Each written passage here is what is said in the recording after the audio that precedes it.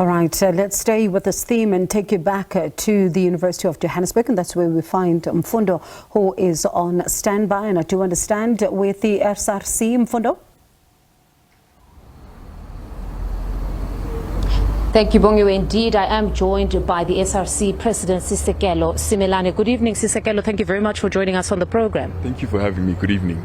No, it's a pleasure to have you with us. As a start, we all know that your mandate is derived solely from the students. You represent them and advocate for their issues and essentially serve as a bridge between the students and the institution itself. Let's start with the influx, because we've heard from a number of students that the influx has led to other challenges, among those being that a number of them would receive acceptance, communication, but when they get to the university and want to register, it seems that space has been taken by somebody else. It is happening, but broadly first, the influx really is a national issue. I think it just goes to show that we don't really have enough institutions of higher learning to absorb the students who matriculate every year. So we should look at it from a national perspective. But then we do have that issue, as you're saying, where students then have issues with admission.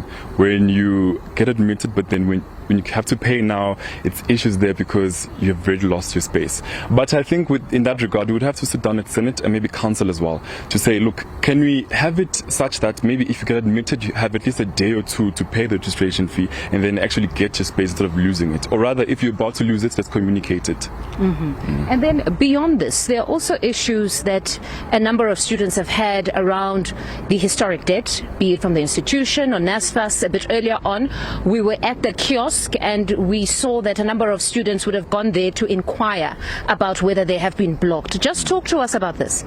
Look, we do have a lot of historic debts, rather, and particularly NSFAS issues related.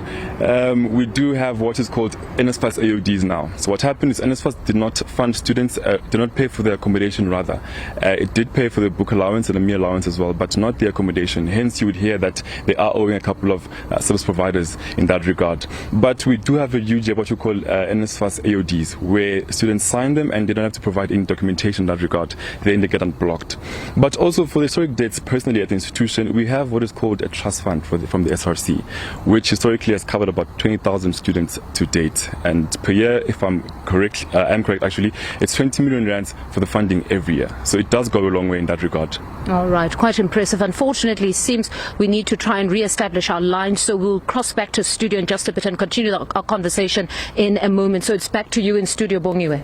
All right, Mfundo, yeah, we'll continue to then track this story, especially because we just saw there from private accommodation organizations that are even saying that if there isn't any resolution when it comes to the money that NSFAS owes them, there's going to be some serious challenges. You think about this university where Mfundo is right now, around 600,000 applications that they would have received, and 10,900 they can only accommodate when it comes to first-year students. So certainly a lot of concerns then, thinking about the caps that then have to be put in place and the penalties that could apply if universities decide to breach these caps when it comes to the intake. So certainly a lot of focus, especially for students, even accommodation as well. So we'll cross back to Mfundo at the University of Johannesburg there with the SRC to look at some of the student issues.